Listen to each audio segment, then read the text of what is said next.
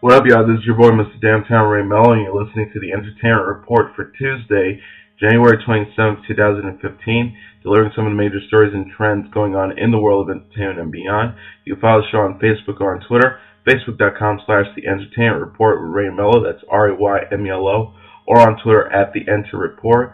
You can listen to the show anytime you want on iHeartRadio. Just search for The Entertainment Report, and it'll take you to our page. Angelina Jolie is calling on the international community to help refugees in Syria and Iraq. The Unbroken director visited refugee camps near Dohuk, Iraq on Sunday and wrote about her experiences in an op-ed for the New York Times in which she called on more to be done. Jolie wrote, "For many years I've visited camps, and every time I sit in the tent and hear stories, I try my very best to give support, to say something that will show solidarity and give some kind of thoughtful guidance. On this trip, I was speechless."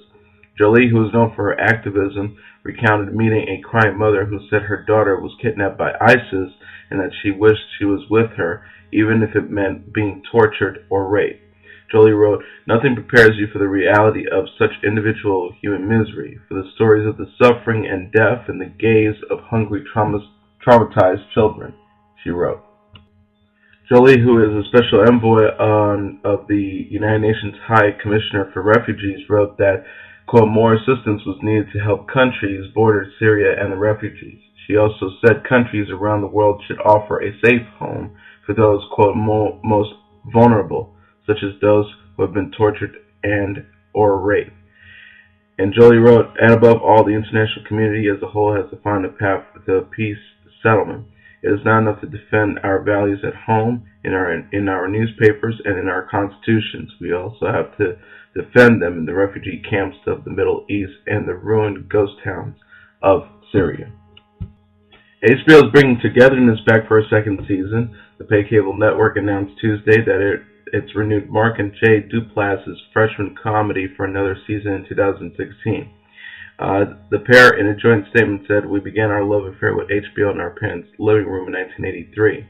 And to have these brilliant creative people put a ring on our fingers for the second season of Togetherness is a real-life dream come true."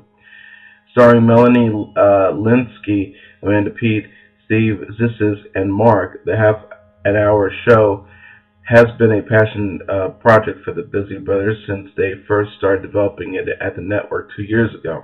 The pair wrote and directed each of the first season's 10 episodes.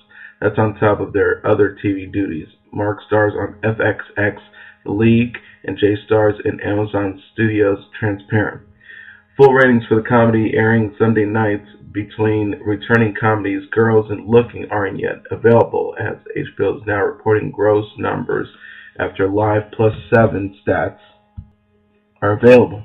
Preliminary data has it pulling 2.6 million viewers per episode prior to additional time-shifting lifts. The second season will tape in Los Angeles and later in 2015, and the Duplasses will have to squeeze that into their increasingly busy schedules. The brothers and indie film veterans just made a 4-feature pact with Netflix at Sundance. They said that they have also been quite open about having the television buzz. Mark told The Hollywood Reporter in December, "I want to be on set with Jay making our television show for HBO. I don't want to be on a $6 million independent film set where they're freaking out about whether they're going to get their money back, and they're beating the shit out of us all the time." The all-new, all-female Ghostbusters are here. Melissa McCarthy, who was already in talks for one of the leads, has signed on for the Paul Feig-directed reboot, and Sony is now negotiating with Kristen Wiig as well as Saturday Night Live players Leslie Jones and Kate McKinnon, The Hollywood Reporter has learned. Negotiations are ongoing, with the quartet are expected to sign on as the Spectre-seeking poltergeist punishing Phantom following foursome in the reboot, which is eyeing a summer shot in New York. McCarthy and Wiig had worked with Feig before, both breaking out in the director's Bridesmaids. Jones, who is currently on screen in Chris Brock's Top 5, joined SNL early last year and this fall was promoted to feature player status. McKinnon has been on SNL since 2012 and last year was nominated for an Emmy for her work. The film is set for release on July 22, 2016, Feig said on Twitter. The Ghostbusters reboot has ended a long developing process. Original director Ivan Reitman was on board to return, but while original cast members Dan Aykroyd, Harold Ramis, and Ernie Hudson have agreed to reprise their characters, Bill Murray provided elusive. Reitman then bowed out of the project when Ramis passed away last year. Following Reitman's departure, Fig was approached to direct and reconceive the project as a reboot starring an all-female cast. Comedian Craig Ferguson has found his next TV deal. The former Late Late Show host has inked a multiple-year overall deal with Lionsgate Television, the company announced Tuesday. Under the pact, Ferguson and his Green Mountain West company will create and develop scripts and unscripted fares for the studios. Ferguson will continue working with Green Mountain president Phil Catone and his former producer on Late Late Show, Michael Nadias, to develop new programming. Ferguson will write, direct, and act depending on the nature of the project. The deal comes after the second season renewal for Ferguson's host's syndicated game show Celebrity Name Game, produced by Lionsgate owner Debmar Mercury and Fremantle Media North America. At Lionsgate TV, he has joined a roster of producers including Genji Cohan, who's known for producing Orange is the New Black, Clyde Phillips for Nurse Jackie, Matt Weiner for Mad Men, and Steve McPherson, among others. Funk legend Sly Stone was awarded $5 million on Tuesday in a breach of contract suit that claimed his business partners and his own company cheated him out of royalties. A Los Angeles Superior Court jury ruled for the 71-year-old performer in his actions against his ex-manager Gerald Goldstein, attorney Glenn Stone, and Even Street Productions Limited. One of his attorneys, Nicholas Hornberg, said, "It's a good day for Sly, it's a good day for entertainers in general. This was an important verdict for people that are artists, entertainers, music composers, etc."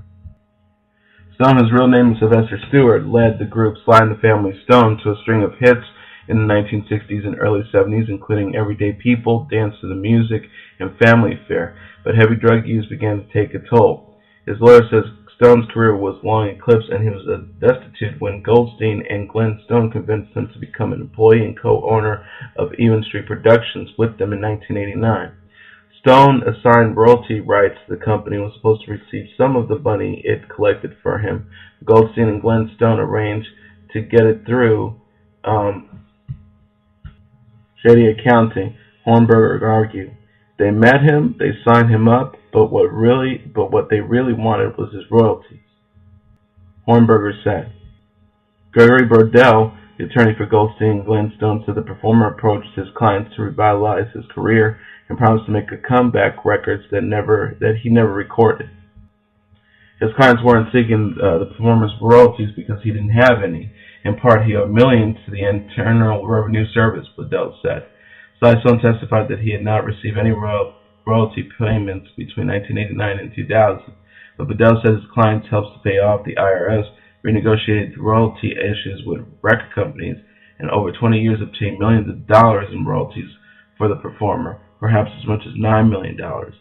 Jurors assessed $2.5 million in damages against Even Street Productions, $2.45 million against Goldstein, and $50,000 against Glenn Stone.